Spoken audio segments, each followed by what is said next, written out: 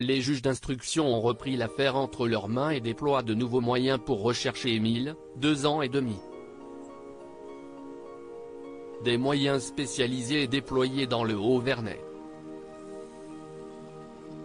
17 jours se sont écoulés depuis la mystérieuse disparition du petit Émile, 2 ans et demi.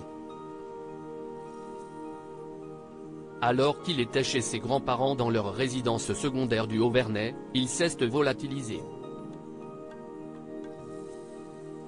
Ont eu lieu de suite d'importantes fouilles, ainsi que des battues auxquelles la famille a notamment participé.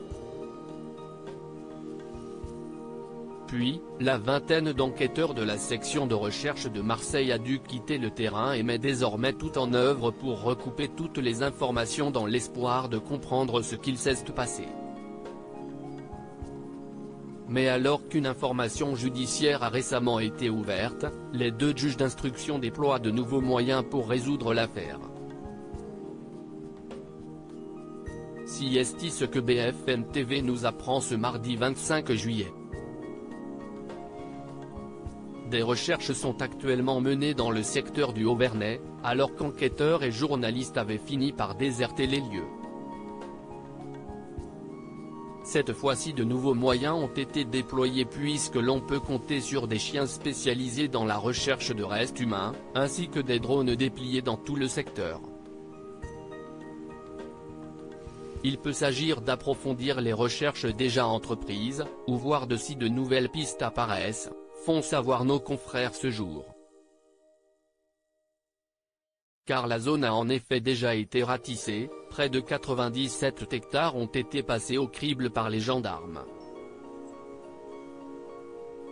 Mathias Tesson, journaliste police-justice de BFM TV fait savoir que cela témoigne de la volonté des 2 juges d'instruction de continuer à être actifs dans cette enquête. Jusqu'ici, aucune piste ne peut être écartée ou privilégiée. Mais cela n'empêche néanmoins pas de nombreux habitants d'avoir leur vision de l'affaire. Ainsi, au Haut-Vernay, on ne peut empêcher certains d'avoir des suspicions sur la famille, comme l'a fait savoir Paris Match. Pour un couple, le clan est suspect et un homme qui a participé aux premières battues a pointé du doigt l'attitude du père et du grand-père d'Émile, trouvant ces derniers vraiment nonchalants et notant une ambiance bizarre. D'autres habitants ont jugé que les membres de la famille étaient trop calmes, trop maîtres de leurs émotions. Enfin, confidence étonnante, selon Monseigneur Emmanuel Gobillard, évêque de Digne, le procureur lui aurait fait savoir que, dans 80% des cas, dans ce genre d'affaires, le coupable se trouve dans la famille.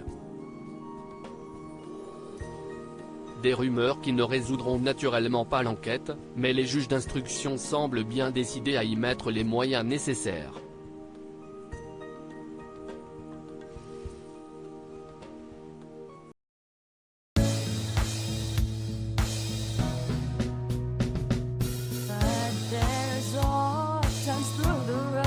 I think you can let me know. Sit down, sit back, let me help you out. Just step, I got you.